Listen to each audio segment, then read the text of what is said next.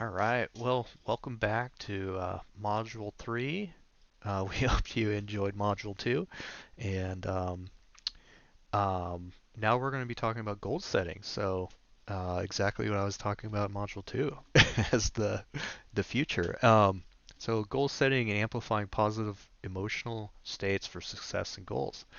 Quite a mouthful, but um, goal setting is really important. I think a lot of programs don't really address um, goal setting and what a goal is and why you're setting it. Um, they just assume that you already kind of got that figured out and that you want something and then you're gonna go get it after reading the book or whatever it is, right? Right. I think you're right. I don't think they think about that. We need to teach how to set goals. Therefore, they can achieve, it's achievable.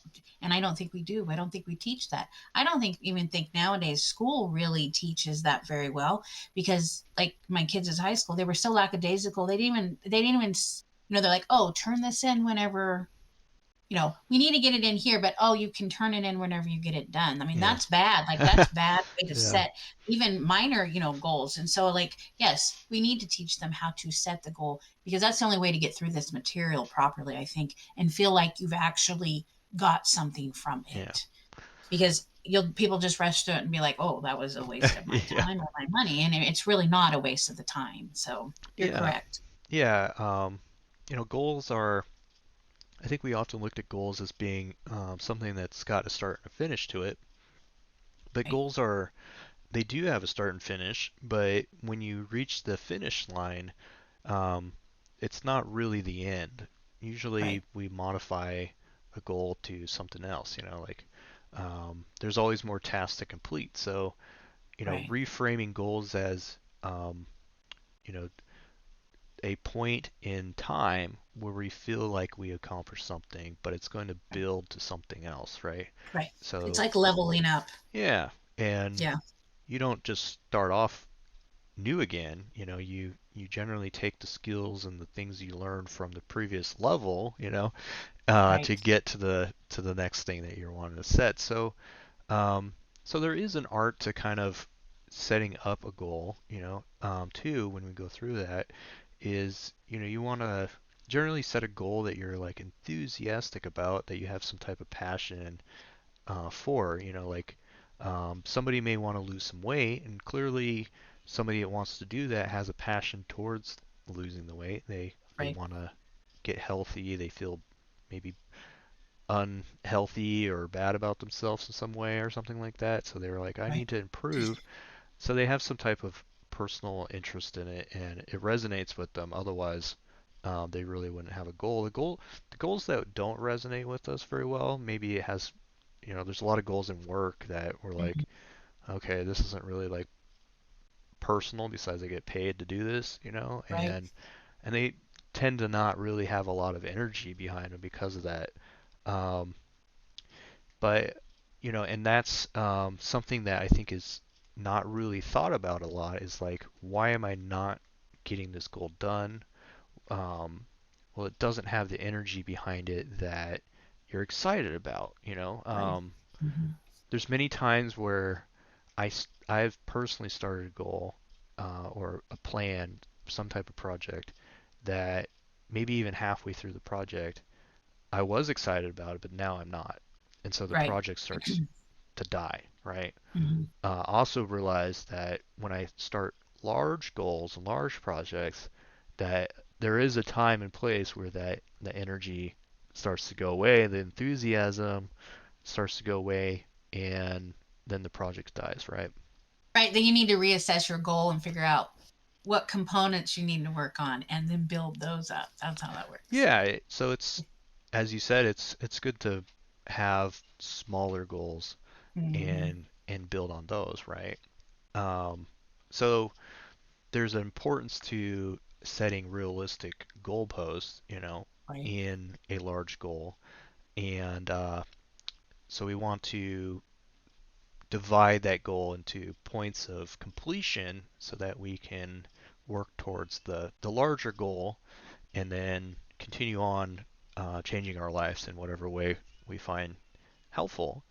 Um, so, we wanted to identify some meaningful goals in our life. And what are some meaningful goals that you've explored, um, this last week?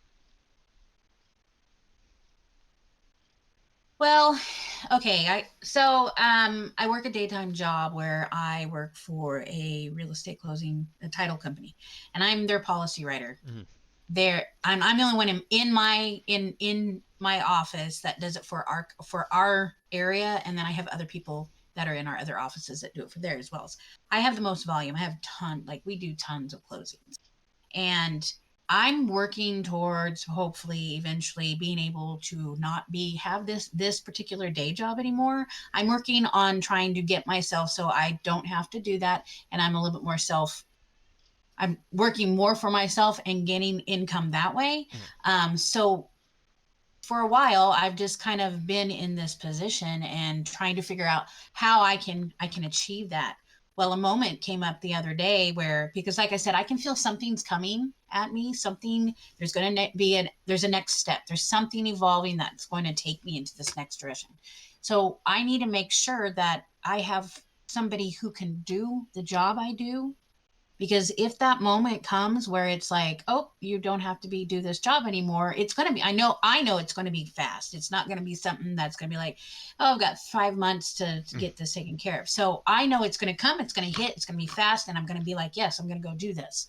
But I do not want to leave this job that has been so kind to me, has employed me for what, 8 years. It's good. It's a good job. It's good money. It's good benefits. I don't want to, and they're good people that I work for. So I don't want to just leave them hanging, because the way I got this job was when I was upstairs in the closing department, the gal that was doing the policy decided to take a second job and go to the police academy. And for some reason, she thought she could do the position that I do part time. mm. Well, that's kind of, it's not, you really can't. So for 3 months, this position was left empty, and the files just piled and piled and piled. 3 months of closing files is a lot of files. So Mm. one of the other guys was trying to like maintain it. So that's when they brought me down and was like, will you do this job?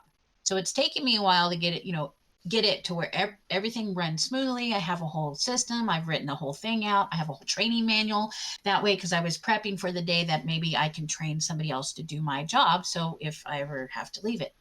Well, it happened. The other day, we have a young lady that has come back to work with us, and they're going to be training her in to do examinations. Well, my person who was my assistant no longer is in my office, but I have an open desk there. And so this gal came into my office. She didn't have anything to do the other day. And so I start putting her to work. Well, I'm watching her, and she's great. She's fast, she's quick, she's proficient, she's detail oriented. Like, this kid is very, very good. And so I thought, I had a moment where I was like, I'm going to train this girl, because I know when she trains in examination, she's still not going to have enough to do. And Mhm. so I told her, I sat her down, I said, I think I want to train you to do what I do. I said, because in the future, you may have to take over this job, because I saw it when I sat and watched her. I saw it. And so at that point in time, I went, okay, so the goal now is to train this girl as much as I can to be able to just slip into my job if that time does come. So that's a minor goal that I've now set to achieve, Yeah, because I know that's what the next thing is happening. So great. Well, it yeah, sounds like you have some intuitive feeling about the future where you may yes, have opportunity that's outside of your current job, and yes, your goal is to train somebody up hmm, into being knowledgeable about your position, um, and so I think that's your goal right now. yes, And it sounds like a reasonable goal, right? Like you yes. set It's a very reasonable. Hmm. realistic goal. And have you sat down and figured out the steps that are needed to get her to that Yes, point? I've already written out. I have about half a year ago. I sat down just on the whim because I felt I needed to, and I sat and wrote out the whole training process of job and every resource she needs to be able to find all the things that you have to do in my job. So I have it all lined out. I have it all ready. I've had it ready for a while because, like I said, that day I was like, I need to do this. I need to put this down because I don't want to have somebody move into this position and be not have any clue because I had no clue how to do the job that I'm doing currently. So it was a lot of trial and error. It was a lot of trying to find past stuff that they've done, trying to learn. Like, I mean, and it was hard. And I don't ever want anybody to have to come in, especially this type of job, and sit down and have no clue what they're doing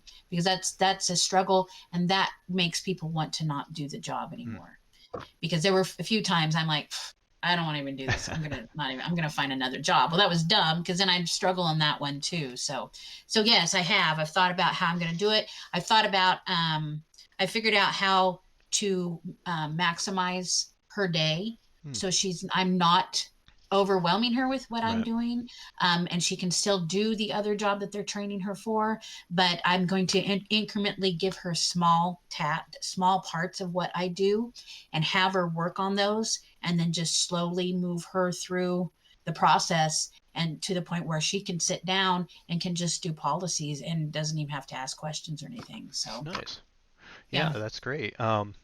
And did this goal that you have, did it appear to you before you started the QART program, or is it something No, new?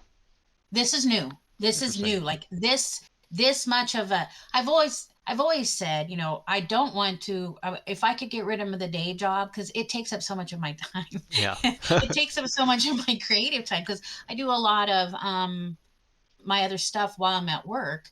And if I could eliminate that job, like I would be so much further on all the other projects I'm working on. So I've always had that thought, like one of these days, I hope. But it was never Right. something that I actively was like, okay, I think this is getting close and I can do it. And it wasn't until we started working the court. Like I said, she walked in and it appeared, I mean, she was there. And I was just like, and when I learned that she was cut with staying, she was full time. And I thought it all hit so quickly in my brain. And it was like, oh, okay, let's do this. And then the other day, going through this part, it was the goal work. And I'm Yeah. like, I've already done like this. I've already done this. Like I just did this at work with this whole idea with my job and the position. So, Yeah. like I said, synchronicities are Yeah. starting to filter in and I can see them. So yeah, Yeah. this idea, this strong impulse idea and how to do it, yeah, came up after we started doing the Oh, system. interesting. So, which is really cool. Yeah. So it sounds like that energy that you've been tapping into is kind of expressing itself consciously through your life as some type Oh of yeah, yeah, absolutely. some type of new motivation. Um, Yes, so I mean, there you have kind of two different goals. So you have the bigger goal, which is work for yourself or right, not having the current job you have, right. and and then inside there you have a smaller goal, which is the train the new employee up so that eventually they may be able to take over your job when that Yep. happens. So with the larger goal, um, are you aware of it enough now to be able to break that down as well, or is it kind of I'm just not I an don't know idea? really. I think it's such a big idea at this point Yeah, in time. Like I don't see the avenue to it yet. I yeah, just know it's here. There's multiple things that are occurring that I have a sensation of why it's starting to pull this direction, yeah, but there's not a clear path yet. So it's too big of an idea. yeah, It's too big of a picture so far. It's too far out. yeah, So I really had this gives me that ability to focus on the short term goal to get that because I think the closer I get to that end of that one, I think the path will actually illuminate open and I'll be able to see more of what's in the distance and how I can get what my next step to get to that is. great, Because I really don't think training her up is going to take much time, right, to be honest, because of like I said, I really sat there and I watched her and watched how fast she was and how she worked and like everything in this girl, like it's not going to take me much time at all to get her to where I need her to be. So that's the thing. I can focus on this goal, but I'm watching the bigger goal to see how it lights yeah, up for me. it starts developing. Yeah, Yep. yeah. I mean, just in my personal life, the I've had a lot of goals that appear to me, like Mhm. in similar ways, right? I'm like, oh, something's coming up. I think it's this, like I feel like this is this is the, Oh yeah. and then I chase after that, and in the past it's been very emotional based. It's not I'm not breaking it down into the with QART. Yeah. I'm just chasing after as fast as I can, and I don't think about the other steps that are needed to be in place to get that done. It's Right. and then it doesn't appear, it doesn't the completion isn't there, or I think or because you used the word, you said it, you were chasing. yeah, exactly. And when you chase something, like it's thin. It's a thin concept because you do overlook the components that are going to make it substantial, that's going to make it worth, make it that Right. aspect. So chasing, and I think is the key word there actually. This I didn't chase. Like Right. this I just like I said, I stopped and I watched, and instantly it was like this, it just beamed, and I thought, holy cow, okay, this is what I got to do. So it's Yeah. really more just allowing it to appear for me. I know what this goal out here was, I know what that idea was, but now it's showing me, and Right. it's just building, it's going in that flow and not trying to force anything, and not try to get to somebody so Right. quickly that I miss the absolute the good steps that will solidify it. Yeah. So, yeah, Yeah, and I think you're doing it right in the sense that you're taking the smaller steps to that possibility, whatever that goal is that unravels for you as you get closer to it. You're taking steps that are still going to benefit your life. Like right, training up this new person. Not only is it going to help somebody that can't, and they'll know how to do a job that right, they need to do maybe to make money and to live. It's helping you maybe with somebody that can help you with your job, so you're not the only right, one doing all the work. And then on top right. of that, you're learning how to train other people um, to learn, and you're Which learning is about which is learning. something that I do. I enjoy teaching. I like Yeah, to train people. Always have. Just when you can give somebody a tool and show them how to use a tool, there's like this satisfaction. Like this girl's gonna be able to take this job anywhere she goes in a title company. yeah. She'll be able to get hired. That's kind of a hard hire, anyways. If you don't have any I knowledge, see. I lucked out because I knew somebody who worked in the job and was like, "Hey, let's do Yeah. this." But like she's young, so she'll be able to, anywhere she goes, she can get a job in a title company, have a substantial job, and be able to do some other things too. And Hmm. so that satisfaction alone, yes, that's what I really enjoy when I get to train people to do things, because it's going to open up avenues for them in their future. Yeah.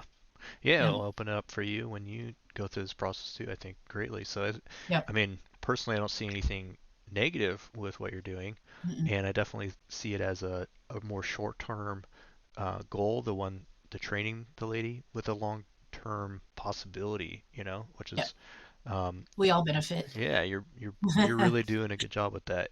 So in court, we apply the SMART framework, which is being specific about what the goal is, setting up measurable attributes to the goal. So, like tasks are we completing in time? Um, what needs to be done in a time period, things like that. Making sure that it's achievable, right? So, is this goal something that I can actually complete, Right. in a time period maybe? Is it relevant to my life? Or is it kind of out of the left field, like a little too wild maybe, is it relevant Hmm. to what is going on with me right now? And Right.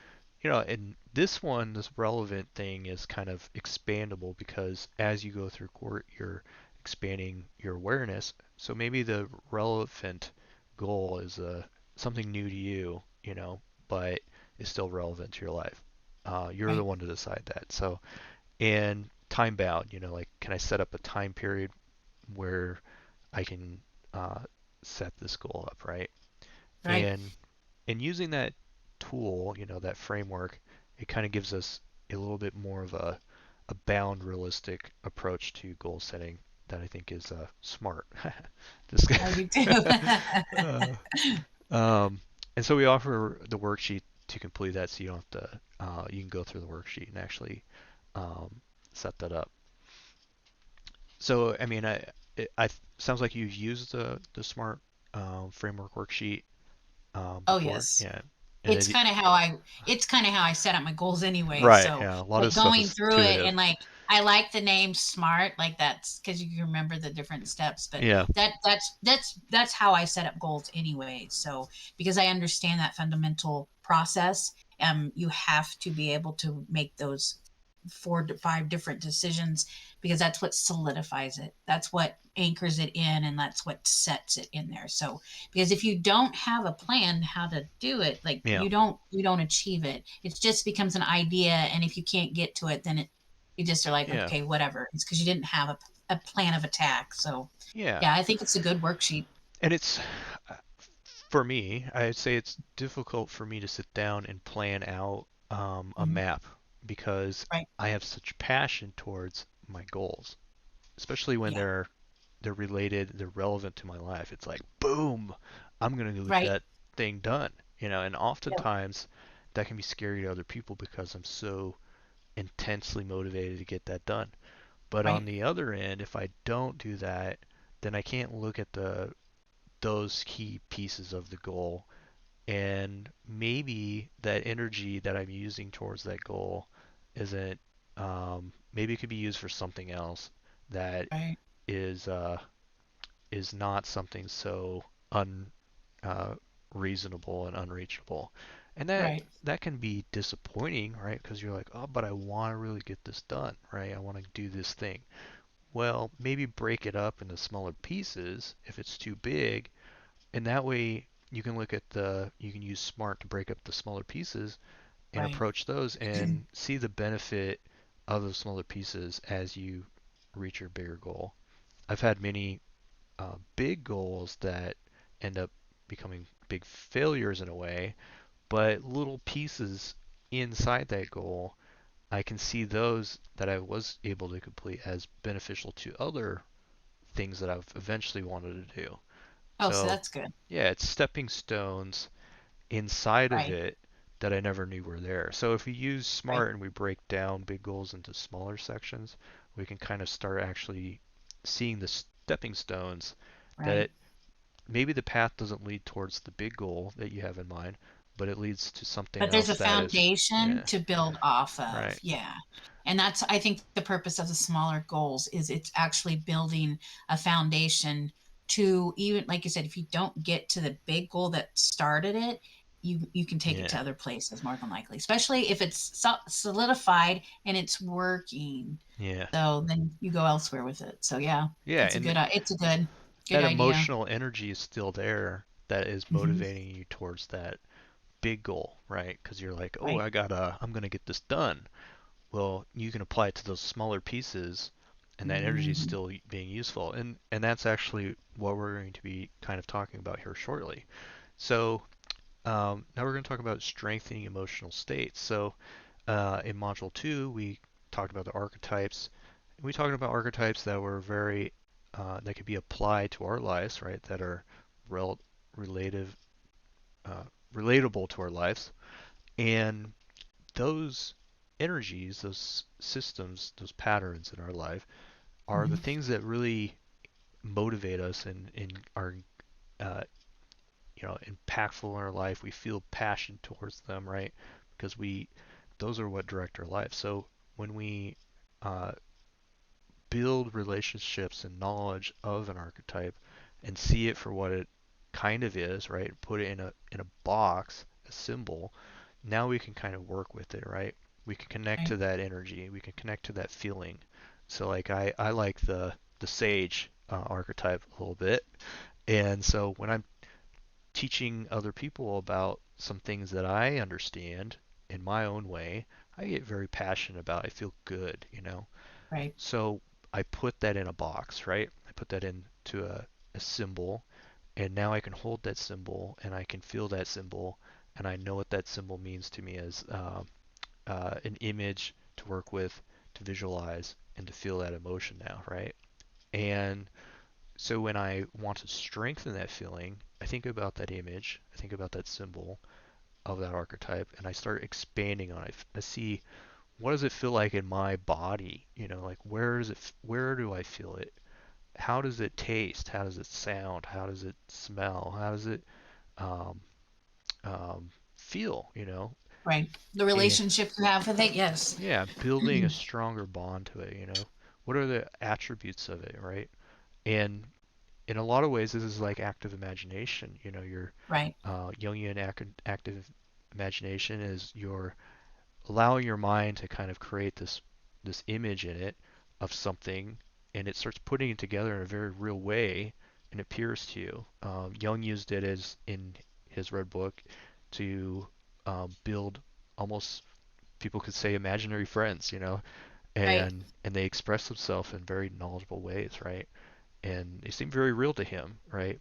And we can do the same thing in that we're creating a relationship to an aspect of ourselves that has always been there, but we're building it in a structure and a form that it can communicate to us, and we can communicate to it, and we can start kind of utilizing that relationship in ways. So in module 3, we have a number of different practices that we can use to kind of help us to do that. One way is binaural beats, and binaural beats are effective in that they play tones in each one of our ears. So headphones are actually required for this. Um, so if you have a pair of headphones, it's helpful. Right. And you play a tone, you put one earphone in one ear and the other in the other, and it plays a tone on each one based on a frequency, and the differences in those frequencies is actually called the binaural beat, and that tone actually helps both sides of your brain synchronize to each other. And you can actually see this happen on an EEG. And again, we're trying to build that communication line through our left and right brain, bypassing the amygdala, and it's opening us up, right? Right. And then we have some stress reduction, relaxation techniques that are in the module as well, and some videos on how to do that, and help with concentration. Um, and there's also a meditative practice. There's a guided meditation practice where we go through and help you relax, and then also feel those that energy in your body and try to amplify it out. And another one is heart rate variability. So heart rate variability is a great technique to, excuse me, relax the nervous system so that you can quiet the nervous system down. So if it's too active in your body, then you have essentially too much noise going on in the background. And through heart rate variability, you can actually lower your heart rate. It reduces the stress feelings in your body and reduces the resistance of the amygdala, and allows you to start building that bond with the right brain and communication. So really trying to open that up. Um, we have some apps and stuff that you can use as well as a video that goes through some heart rate availability stuff. So once we and did you happen to use any of that during the Oh, I in this did. module? Oh, awesome. The binary beats I really, really like because I utilize frequencies anyways when I'm doing different stuff, and I really think it helps. Like it's it's a way to connect to my brain and within, I don't know, with the beats. Like it allows a flow of thought better than quiet, something quiet. Yeah. So I enjoyed doing the binary beats. I'm still working through some of that. Just it time. I like to spend quality time Yeah. with stuff to see how I react to it. Sometimes things when I first do them, like meditations took a long time for me to get into a guided meditation. I like the way certain things sound. It has to have the right, that Hmm. right Hmm. mode to it. But everything so far I've looked at here, I like what we've put in here. It all resonates very well to me. But again, I'm still kind of going through some of those videos and stuff just to get more familiar with it. Yeah. But so far, I really like what I've experienced. Yeah, it's great. Yeah, Mhm. I mean, I'll just tell you a little history with me. I'd say a few years ago, I wasn't really into binaural beats. Oh I'd yeah. say maybe 10 years actually, so that's not a few. But um, I was In like, what spectrum? I mean, yeah, I was like, do these really work? Do they not? yeah. And then I read some of the research on it and stuff, and I was like, okay, maybe I should give these another chance. Hmm. And even before that, I was using binaural beats, and I was like, oh, these aren't affecting me anyway. Like I thought, I was like, oh, they're not really doing what I thought, right? But I did have like weird experiences where I felt very positive suddenly, like a bliss that stuck Yeah, with me, and I was like, wow. And then it didn't happen again. And I was like, oh, well, maybe that was just like me doing something or whatever, like some weird day or something. sure. And, Yeah, and then reading the research and starting to understand how those work, I started realizing they're actually very effective. yeah. And that bliss feeling that I was feeling is actually that right brain opening up, and it Mhm. was essentially bleeding that information over, and that's why I was feeling as bliss. Right. And so I was like, oh, okay. And so I went back with a different approach and started seeing more and more of that benefit because I was aware of Yeah. it now versus just like expecting something that wasn't going to happen. Right. So I'm real particular too, like what binaural beats I like to listen yeah, to because I'm very hyper aware of like how they make me feel. There's some that just they don't make me feel right. They yeah, make me yeah, they yeah. just and those are the ones I real stay away from. That really concerns me because like there's music out there Hmm. that's utilizing binary beats Absolutely. Yeah, and you often I have to wonder think about the intentions yeah. that some people use it for, and that's really frightening. But getting people aware of what binary beats can do, I think, also gives them awareness of like what to be cautious of as Hmm. well. Because, like I said, there's some that make me nauseous or they make me Yeah, sick or you reactions to it. Frequencies are the same way. You've got to be pay attention to how it makes you feel and the ones that you really gravitate to. yeah. Um, so, but yeah, I'm a big firm believer in utilizing those because we know sounds and rhythms and everything affects us, Hmm. and especially can affect us for the better. They heal. They can help in healing. They can help in de-stressing. They can help in all kinds of Yes. opening the brain. Like it's a very good component and tool that I advise everybody to Yeah. utilize. Yeah, you made me think of a few things. So, it any tool that we provide in court is a tool that you can utilize if you're comfortable with it. So Right. if the binaural beats or the heart rate variability or meditation feels a little bit weird to you and you're like, I don't like that, then Right. it's not required to do this. You can Right. find something else that expands the the view into the right brain, and your awareness. Um, and I can say that I felt the same thing. Is I would listen to a binaural beat and feel kind of weirded out by it, like it doesn't sound right to Yes. me. I feel kind of off. Um, and one thing is that we have to be aware of too, is that when you use some of these tools like meditation and the way with heart rate variability is considered a meditation.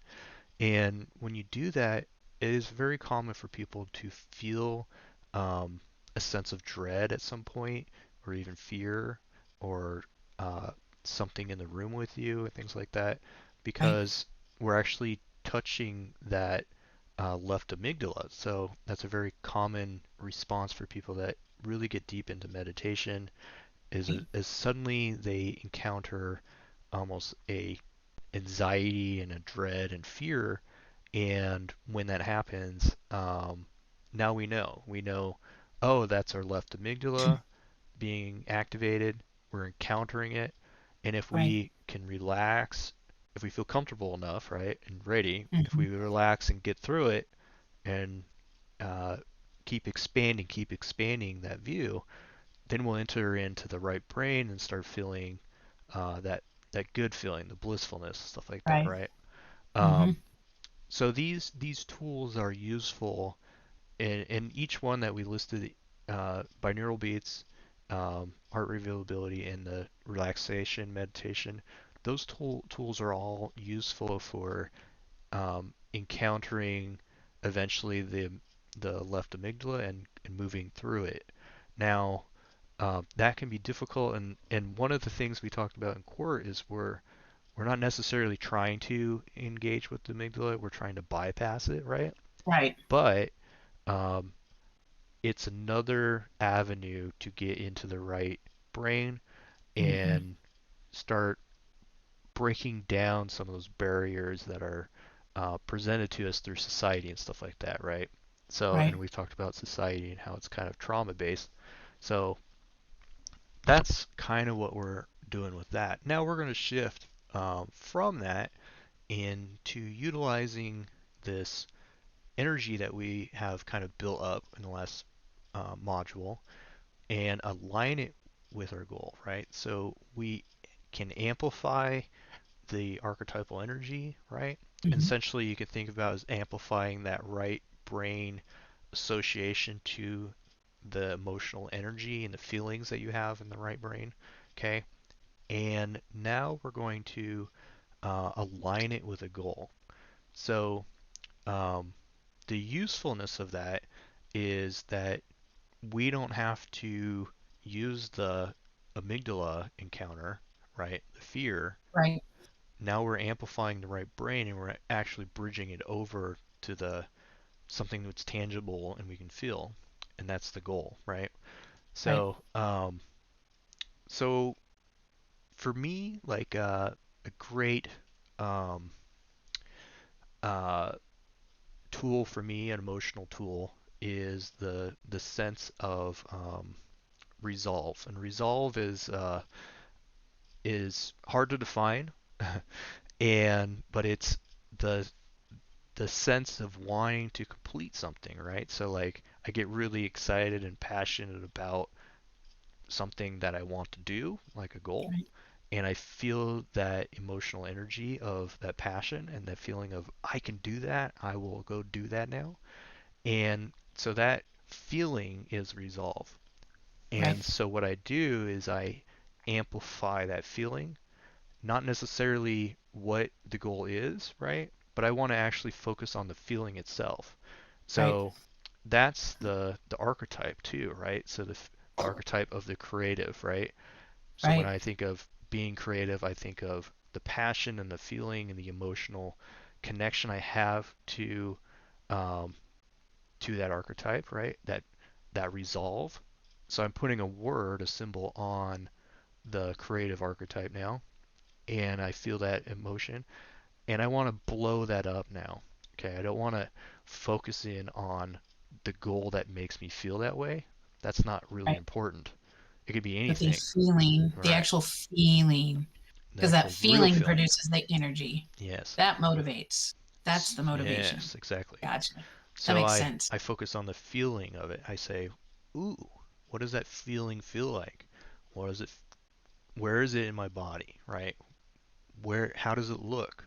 What's a symbol that would represent that feeling, right? Right. And now I'm putting it into a container, something that I can associate with and I can communicate with, and now it has some type of representation in my mind of what that is, right?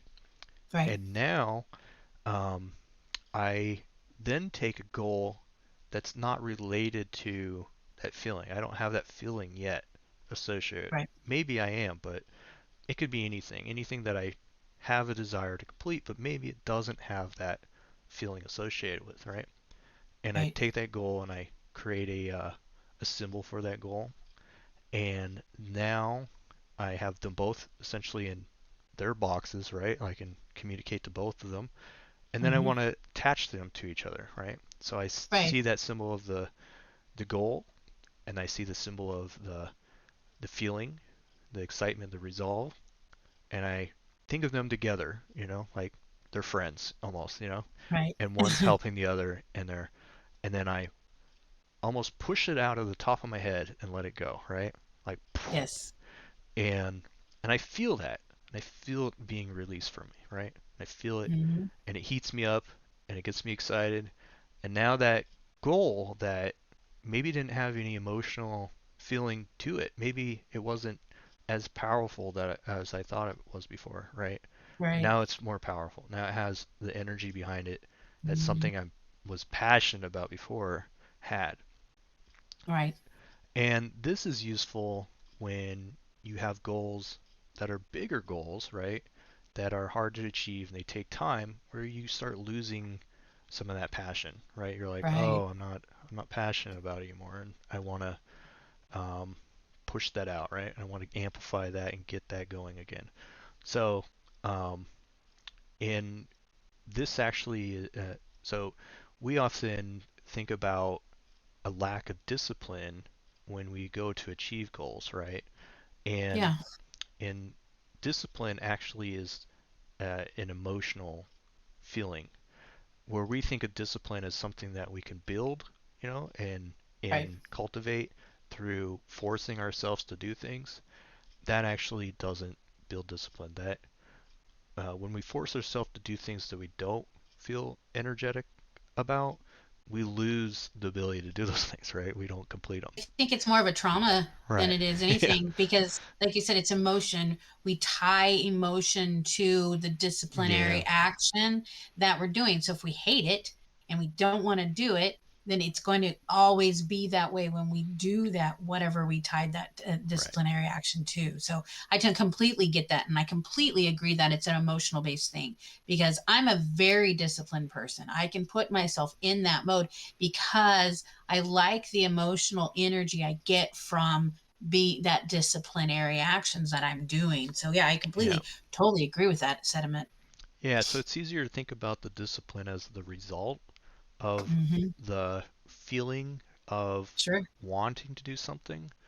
And Hmm. so, um, in my case, it was resolved. But the for other people, this could be different. Some people are not. They don't really get excited about the completing the goal. They're not like as driven to get the goal done as some other Right. people. And maybe they're driven to take part in something. Like they're like, I really like the experience of Hmm. drinking the coffee versus like having the buzz right at the end. Right. Oh yeah, they like the action of yeah, that makes Yeah, sense. I That makes like sense. I like getting the buzz at the end. I like getting the buzz at the Yeah, end too, but but we're some all people different. don't. So Right. maybe they would use the feeling of them drinking the coffee. That's why those people can drink decaf Yeah. because they like the Yeah. action of it. They don't care about the buzz. Yeah, So that makes exactly. sense. Yeah. Um so in reflecting on this, what is some archetype, like I don't want to focus on the caregiver because we've been kind of focusing on that, but if you want one that you do feel that emotional, energetic, it gets you there, it's hard to put a word Right. on that, but The uh, archetype, it's the entertainer. yeah. It's the entertainer. That archetype, that energy itself makes me feel that. Mm. That's gives me that. And so like to utilize the entertainment energy, I can do it anywhere in any setting because it's performance. Like um when you go out and you're performing and you're putting on, even in my daily life, I pull out that entertainer because like dealing with my mom and when we're doing massage therapy, I make her laugh. Mm. That's the entertainer because that is what relieves stress for her. And so I know when I can perform as that entertainer while we're doing whatever we're doing, it helps motivate. The entertainer gets me through a lot of things that are either boring or mundane or stuff that I don't particularly enjoy. If I bring in the entertainer and I perform in it, that energy because the way it makes me feel, how it feeds kind of the ego in a bit that gets me excited and gets me joyful, gives me that energy. So that's what I use. That archetype is the Mm. entertainer to utilize because that I can associate with that feeling. And Yeah, so that makes sense. Yeah. so that's perfect. Yeah. So you can think about the feeling of entertaining, say your mom, or maybe blow it up to the time in your life that you felt that the Right. most. Like Yeah. maybe you like being in front of people, at a theater. It terrifies the crap out of me, but Right. if Yes. you like you're in front of the people in the theater and everyone's laughing and you're just like, Oh, there's oh, nothing I better than feel standing that. on the middle of the stage in Yeah. front of people and yeah, and having the response. Like it's a high. Yeah. It's like an adrenaline rush. And Oh so yeah. that's why I can identify with that Yeah. feeling and use that because that's powerful. So then the the so you'd see that, you remember that feeling that really just amps you up, the feeling of the entertainment and the people laughing, and you really see that, like really feel it in your body. Where is it? Feel all the connections to that, amplify it, put it in a box, like you can store it as a useful tool almost, and connect to it, right? Build a symbol, and then now you might be able to take that small goal that you have about training this lady and associate it with the goal or the feeling, I mean, the Hmm. symbol of the entertainer. Yeah. And so you build Okay. that connection to it. We call it tying the energy to the goal. So Right. it's like tying a knot, or a bow, I guess you could say, something Right. nicer. But you're tying it together, so they have a connection together, and one now amplifies the other. And it may Sure. change how you see the the task of training this person.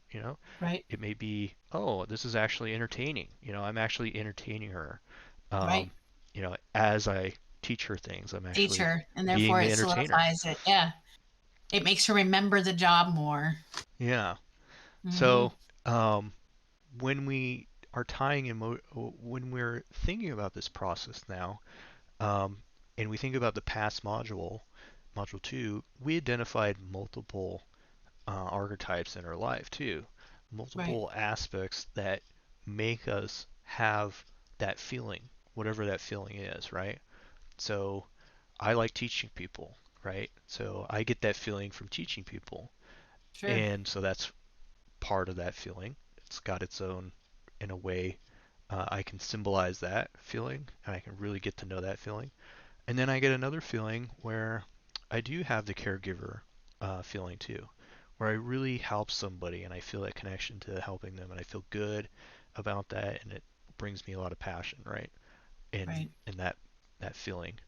And then I have maybe the creative, right? And I get passion from there. And so I'm associating all these different archetypes and all these different feelings. And now I'm doing the same thing. I'm associating with a symbol, right? Associating with symbol. I'm associating with. Now I Right. have like a number of different symbols that are associated with those archetypes, right? And that feeling and that passion and Hmm. that energy. And now I have that goal, right? Whatever goal I set. How do they all relate to that? How can I use those symbols and those archetypes to focus on that goal and have all that energy focused into whatever goal I'm trying to Goal. complete Hmm. and allow it to take place, right? To act Right. through me, to accelerate it, right? So as you can see, I think you're starting to put together what the QART system is all about and how Oh, powerful it could be absolutely. in your life. So this week it is all about that. It's about um, feeling that energy, figuring out that goal, tying the goal together, and seeing it act out your life.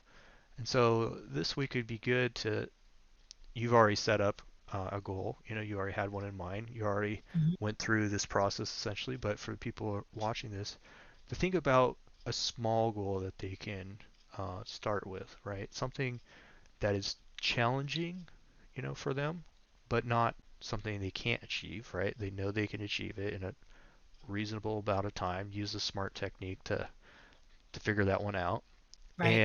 and then think about, don't go crazy with these archetypal energies, right? But you have your journals hopefully, and you have the associations of what archetype is powerful to you, and start small and build that relationship with the archetype, that feeling, and attribute it to the goal and see and feel it. When you go to complete this goal, think about it. Think about it, in the morning when you have time, about the feeling of them connecting together. Think about it before you go to bed. That's the best time really, is right before you go to bed. Think about the association, the feeling, and and letting it go and blasting it out into the world. Right. And it will, I believe that it will highly change how you see goal setting as well as Hmm. the energy behind that goal, and you'll start seeing the desire to actually act out that goal, and you'll be excited about it versus um, you know, suffering. Dreading it. Yeah. Yeah, Yeah. one, Yeah. the uh, as I've talked about in this video so far, like being healthier and losing some weight has always been this thing with me for all my life. Right. So I'm working through that. But at the same time, in the past, if I look at the past and when I was eating the healthiest, when I was being healthy and I was feeling good about myself, is when I was really passionate about those things. It it took some time for me to get passionate. It took some results to get passionate, and then I started feeling the passion for it, and it was like I was unstoppable, right? Mm. And then something Yeah. happened at some point, and I'd start not feeling that passion as much, and then it waned and it went away. But if we can push in that passion, we can keep that furnace going, keep throwing the wood in, then the passion will be burning and burning, and soon enough that goal will be complete and lead into um, more challenging steps to to reach whatever we're trying to reach. And you brought up a good thing about this program is it's not just one time go through this program. These are tools to keep doing, keep learning about, keep exploring, and they'll lead to bigger and bigger achievements in your life that you'll look back and say, "Oh, I'm almost entirely different person now because It just it connects into the, it's like a rabbit hole. You just go further and further and further and further, and the results that are coming out, like you see it. That's what is the change. It's yeah, that constant flow of creative energy that we're manipulating to help, and we put it out. We're putting it out in the universe. We don't just keep it in, because when you bottle everything up, you don't get anything going. It just sticks inside.